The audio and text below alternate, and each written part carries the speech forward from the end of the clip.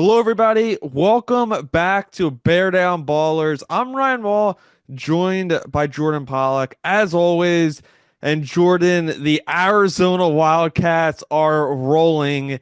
They've won 10 of their last 11, 7-1 in the month of January, four top 25 wins, and best yet, their most significant victory of the 2024-25 season. It came this past Monday in Tucson when they beat number 3 Iowa State 86-75 in overtime. Jordan, how are you doing? And what are your first thoughts about one of the best wins, I may say so myself, in the last couple years for this program? Yeah, I think you hit it on the nail. I completely agree. It was a huge win. It was a much needed win. And I think as much in the last month as we've seen this team, they've played against some of the at least right now in the standings, some of the bottom teams in the Big 12. I think the biggest thing was how does this team play against the top talent? And as we saw Texas Tech, they kind of crumbled in the last 5 minutes in a really tough road environment in Lubbock. And Iowa State is as good of a team as we've seen anybody in the country. And for them to get a huge statement, and I think this was a statement win for this program's first season in the Big 12. It was huge. I don't think it's a night anybody in the Tucson area or in the Arizona fan base will forget about for a very long time. Yeah, Jordan, I have to start with one guy. He starts off our show. Most weeks we do this, and it's because the highs are high, the lows, as we know, are low. But this was his best moment as an Arizona Wildcat. I'll say it that strongly because Caleb Love finished the game with 22 points, but he scored 11 points in the last 5 seconds and the 5 minutes at overtime. So basically, a little over 5 minutes, he scored 11 points. He hit a historic, iconic buzzer beater at the end of regulation with a little over 2 seconds left, and the crowd just erupted. One of the best moments at the McCall Center in a long time. This environment, the whole game felt like a tournament game, felt like it had that big feel, that big game atmosphere, and Caleb Love delivered when he needed to, and everybody gives him slack when he plays bad. And it is warranted a lot of times this season. But you also have to give him praise when he puts on a performance like this, because this is the reason why you pay Caleb Love to come to Arizona. This is the reason why he is one of the best scorers in the country right now. And this is the moment that you wait for when you get Caleb Love. And Jordan, I'm going to flat out say it. There's not many players in the country that can turn it on like Caleb Love can at any given moment. Yeah, I completely agree. And I think we were kind of almost numbed to that fact in a few of the games this year. Like the Texas Tech game, like I said, they kind of crumbled in the last few minutes and they kind of just got to a point where they're chucking up threes and half of them were bricks. And we saw that from the pretty much most of the game, the first 58 minutes from Caleb Love. He was 1 of 10 from three until the last 4 seconds of regulation when he went for 3 for 3 for those last 2 seconds and then the going into the 5 minutes of overtime. And it's the Caleb Love experience. The lows are low, but the highs are higher than ever. And the highs can get you to be a top three team in the Mhm. country when you're an unranked team. And for Tommy Lloyd, that was his sixth win versus a top five team in his first few years at Arizona. Arizona has shown they can be the best teams in the country. And when the lights are starting to get brighter and starting to get tougher on the road, Arizona more times than not. I know they slipped up in Lubbock, as you mentioned, but they're starting to prove that they can win against tough and talented teams. Like I said, they've beat four top 25 teams. They've shown they can do it on the road, at home, and Caleb Love was the star this night, Jordan, But right below Caleb Love, not too far under Caleb Love, was Toby Awaka because this guy was an animal in the paint in this game. 6 for 6 from the field, 17 points, 12 rebounds. This guy, the ability this guy shows and the hustle and heart he plays with, especially getting offensive rebounds, is something I haven't seen in a long time.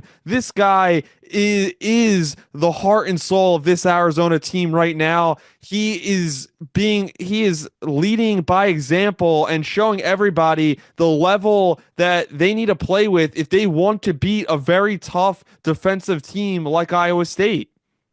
Yeah, definitely. And it felt like just a week ago we were talking about how the front court is the big weakness. And over the last few weeks, we've seen so much development.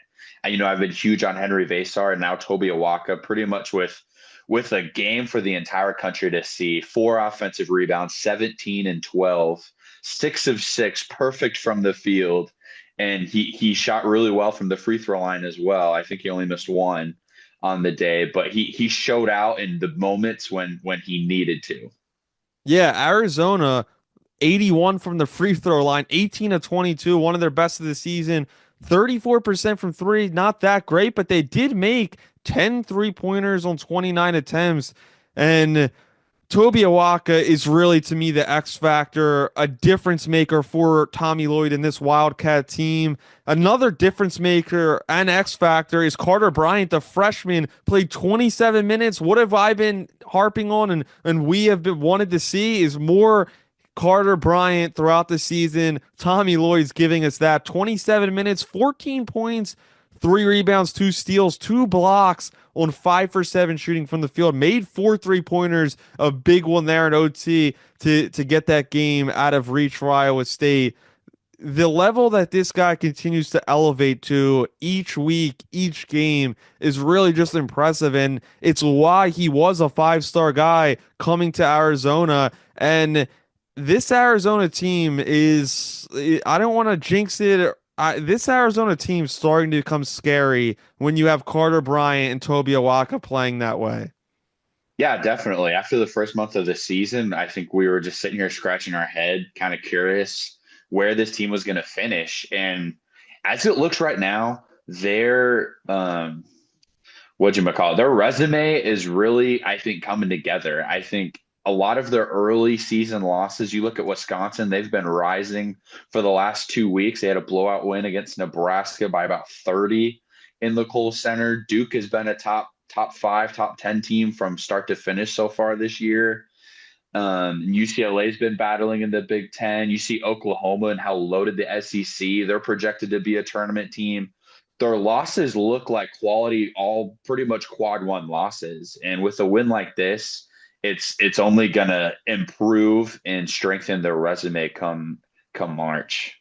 Yeah. Also, we'll get into some more big picture stuff in a couple of minutes, but Arizona is 100% without a doubt a top 25 team. You can, as I 100% agree with you with their resume, you cannot look at their resume and compare them to other teams, especially at the 20 to 25 mark, and say Mm-hmm. Arizona doesn't fit in there. And it's not just based off beating Iowa State and tying it at the buzzer and winning in overtime. That's their best, and that's their marquee win of the season, obviously. But as we know, they've continued to elevate their game and have bigger victories as the season gets on. This Arizona team, I I was really wondering where I think this team and how far they could go and what's their ceiling. After this game, I think this team could break into the Sweet 16 and even further. Right now, I don't want to be too overconfident and over predict something, but I think this team has really solidified themselves as a for sure tournament team right now when some people thought they might have been on the bubble a couple of weeks ago. But some more stuff about this game was not just the couple guys we mentioned, which the Arizona did have 4 guys score double digits in this game. The last guy that scored double digits was KJ Lewis. Although he shot 3 for 9 from the field, this was to me one of his best all around performances of the season. 14 points, 8 rebounds, 6 assists. And He really was excelling more than I've seen him in a long time as a ball handler and initiating the offense and getting others involved in not just trying to take low percentage 3-point shots or, kind of being wild. He was calm, cool, collected, under control. And I really liked what I saw from KJ in this one. Yeah, I completely agree, especially with just some of the peskiness that Iowa State offers. I thought Arizona did a really good job of settling into the game. Those first 10 minutes, I was pretty scared that just the physicality and the aggressiveness of Iowa State is going to wear down Arizona and cause a lot of turnovers, but quite the opposite. Arizona completely matched their level on the defensive end, and like you said, I think that started with KJ Lewis. I thought his aggressiveness along with Bradley and how much they were in passing lanes, how much they're swiping for balls on ball drives. It led to a bunch of transition baskets for this team, and I thought that was one of the biggest things that I saw from this team is just the intensity level rise on the defensive end. Yeah, and I think it's something that this whole roster as a whole is improving upon throughout this season Mm-hmm. is that and affecting the game in so many different ways when their shot isn't falling. When Jaden Bradley Definitely. goes 4 for 11, he still has 9 points, 5 rebounds, 6 assists, 7 steals. I mean, this guy created so much offense by being feisty, having his hands in the passing lanes. Caleb Love also had 2 steals as well. And when they have a lot of steals, Arizona had 13 steals. That was a big difference maker in this game because that's when Yep. Arizona could get it off into fast breaks and create baskets that way because they excelled in the fast break and in transition. So I really think that that was a big factor in this game, and I think it just shows that you don't even on nights where this wasn't their best shooting night, but they still figured out ways to affect the game, and everybody kind of played their part. And another thing I liked that Tommy Lloyd did, in which he hasn't done really that much this season, is when a guy like Anthony Del Orso started the game 0 for 3. He only played 13 minutes. He yanked him out. He put more Carter Bryant and KJ Lewis and played those guys more. So I think that he has a shorter leash with the starters, and I think that is a great kind of tactic, and it's great to see Tommy adjusting the lineups like that on the fly.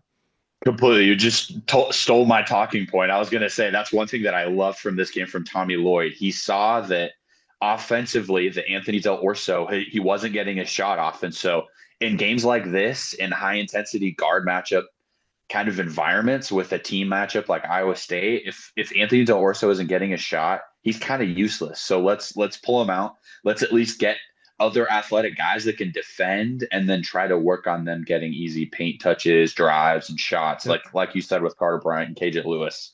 And again, I also want to point out I think something with Trey Townsend. I thought in the first half, I thought he played very well, and how hard we've been on him.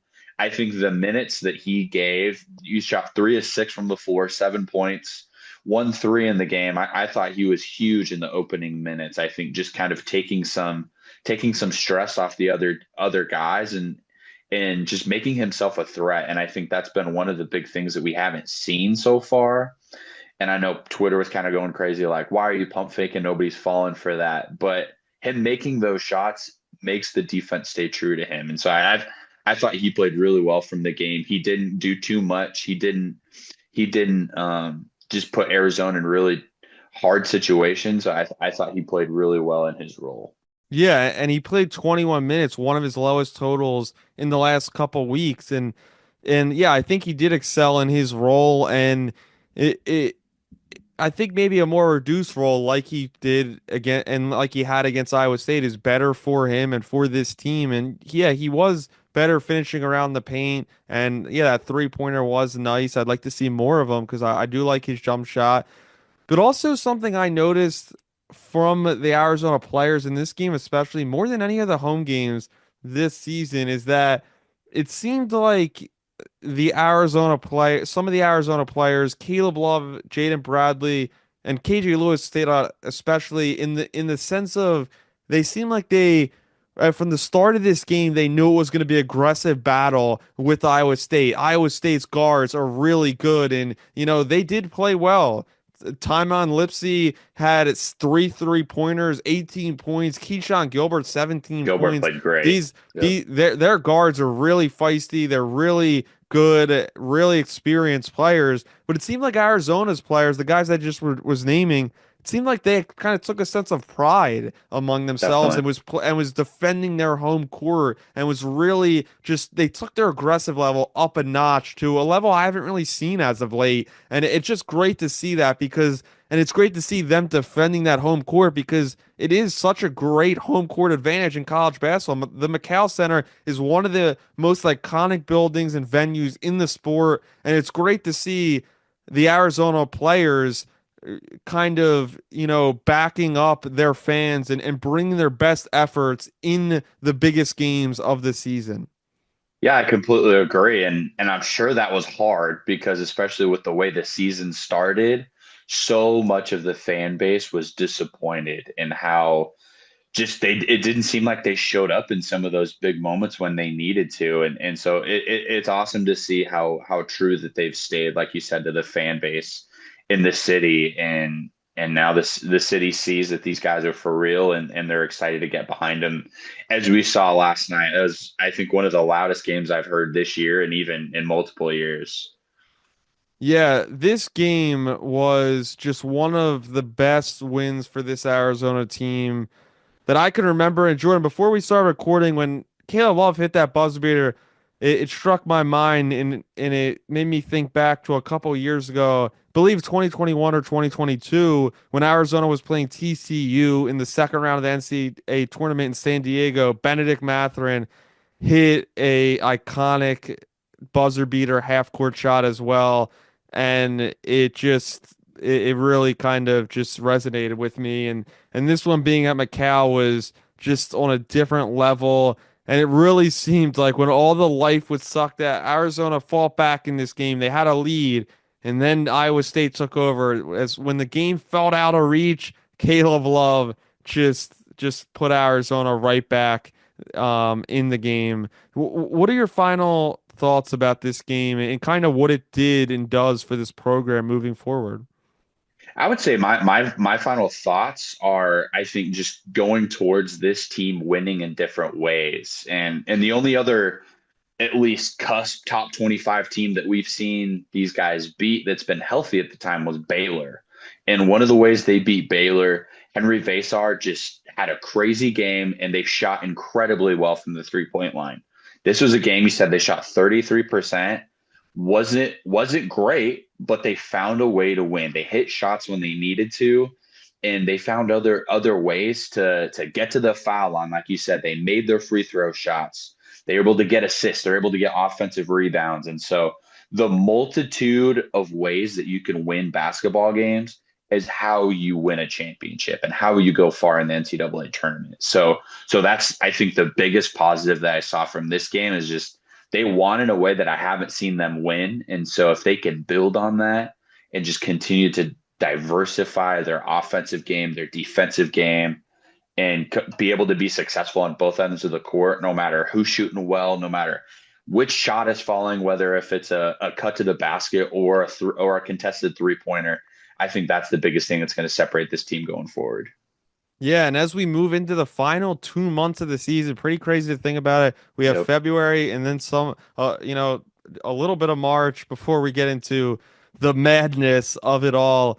But this three-game stretch, Arizona beat Oklahoma State by 14 points, and they beat Colorado by 15 points, and then they beat number three Iowa State by 11 points. Unbelievable run for Arizona here in the Big 12. Toby Awaka, he did have 17 points, 12 rebounds, but this isn't something new. He's been kind of working his way to this the last couple games. Mhm. Three out of the last four games, he's had at least 12 rebounds. Caleb Love also had 27 points against Oklahoma State. He's had over 20 points in two of the last three games. So although the lows sometimes are low, Caleb Love still has been balling. He still has shown that he can score 20 on any given night. He can get a basket whenever he wants, and He still is, like I said, one of the few players in America that has the capability to take his game to a completely different level when needed in the biggest moments. But Jordan, next up for the Arizona Wildcats is the rivalry game against the Arizona State Sun Devils. It's in Tempe for the first matchup of the season. It's taking place at 11 a.m. local time, an early Yep. one, 1 p.m. on the East Coast, CBS national TV game. We'll recap that one on Friday coming up in a couple days. But for now, that's all we have time for. I'm Ryan.